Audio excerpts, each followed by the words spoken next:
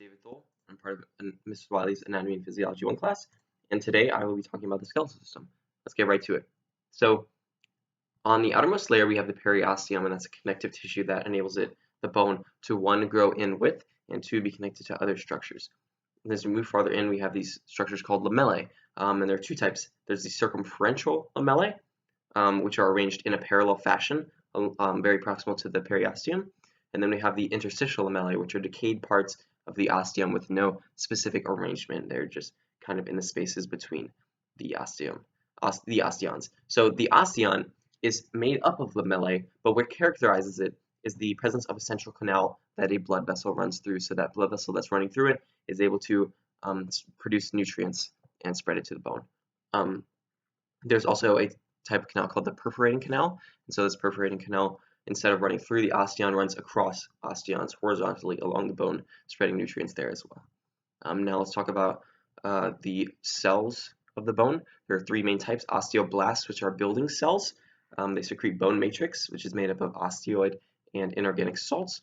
There's osteoclast, which is a bone breaker downer. It breaks down bone. And then the osteocyte is an osteoblast that traps itself in bone matrix, and that trap is called lacuna. And this osteocyte sends directions to both osteoblasts and osteoclasts, telling them where to go and what to do. And lacuna are connected to each other by canaliculi, so that they are able to communicate. Then let's talk a little bit about the structure of a long bone. So we have the epiphyses, which are at the end, and then the diaphysis, which is in the middle. So that diaphysis, in the middle of it, is a hollowed out space called the medullary cavity. So that medullary cavity can either be filled with red marrow, which produces nutrients, or not nutrients, blood cells, so particularly red blood cells, or yellow bone marrow, which produces fat.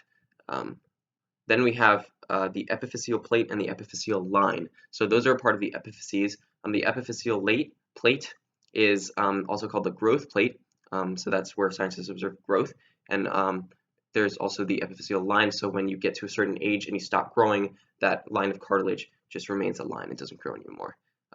Then we have another type of bone called spongy bone, which is arranged in trabeculi, and those trabeculi are arranged so that when your bone hits force, that force travels along the trabeculi so as to prevent damage. And there's also a layer called the endosteum, which protects spongy bone even more. Four types of bones: flat bone, which is flat and thin; irregular bone, which has a unique shape, can't be categorized; long bone, which is longer than it is wide; and short bone, which tends to be symmetrical around no longer dimensions. So now let's talk a little bit about the specific bones. In the cranium, we have potefs, so parietal, occipital, temporal, ethmoid, frontal, and sphenoid. Those are the cranial bones.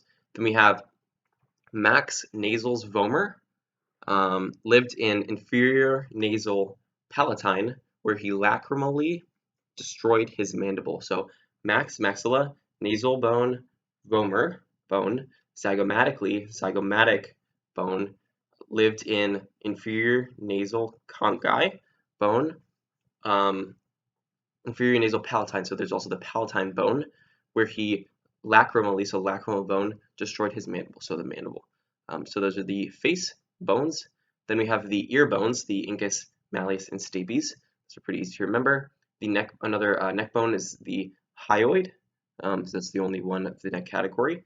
And then we move into the torso. So RSSC, CTLV, ribs, sternum, sacrum, coccyx, and then the CTLV are vertebrae. So cervical, thoracic, lumbar vertebrae. Part of the hips is the oxcoxae or coxal bone. Then we move into the arms, so the humerus, radius, ulna.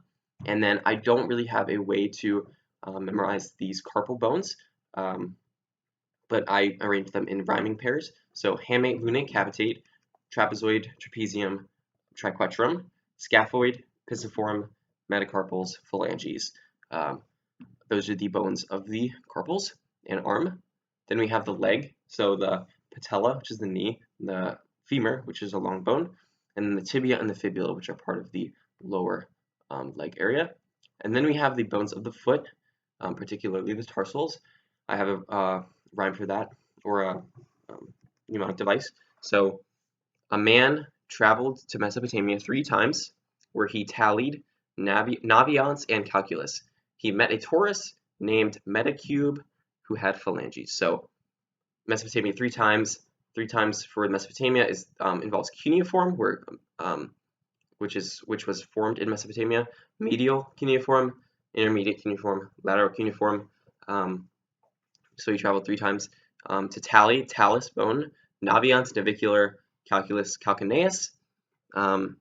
Then he met a Taurus, which is the tarsals in general, named Metacube, so metatarsals and cuboid bone, who had phalanges. So the phalanges are both in the hand and the foot. Then finally we have the shoulder bones, the clavicle, and the scapula. Hope you enjoyed the video, and I hope you learned something new.